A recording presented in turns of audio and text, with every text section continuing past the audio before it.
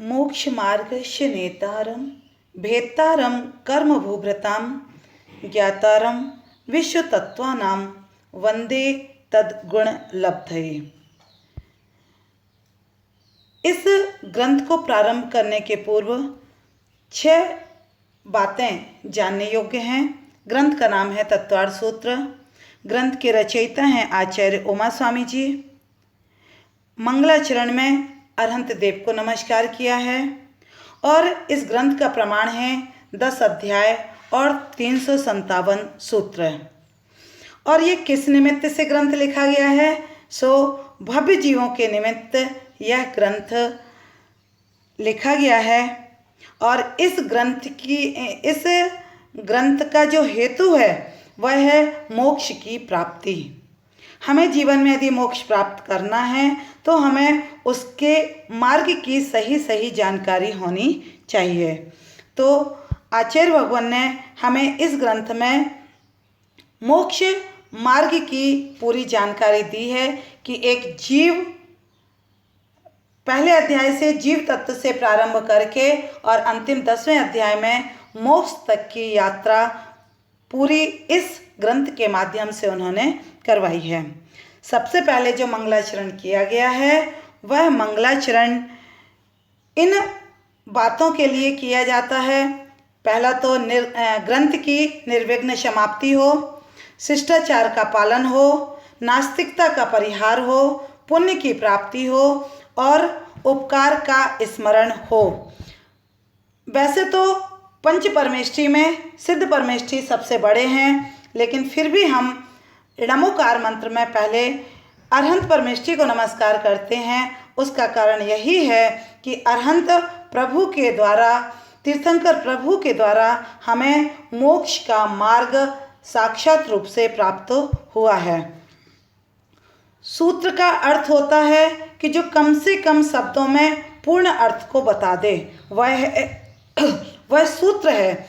जैसे सुई हम जब भी रखते हैं तो धागा लगा करके रखते हैं जिससे कि वह गुमी ना। ऐसे ही हमें अपनी आत्मा में ये सूत्रों को पिरो के रखना चाहिए जिससे कि हमारी यह आत्मा संसार सागर में भटक ना पाए।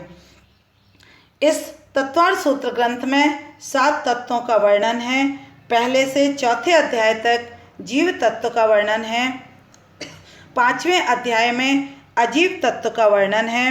6वें और 7वें अध्याय में आश्रव तत्व का, 8वें अध्याय में बंध तत्व का, 9वें अध्याय में संबर और निर्जरा तत्व का और 10वें अध्याय में मोक्ष तत्व का वर्णन किया। तो चलिए सबसे पहले अपन मंगलाचरण का अर्थ देखते हैं।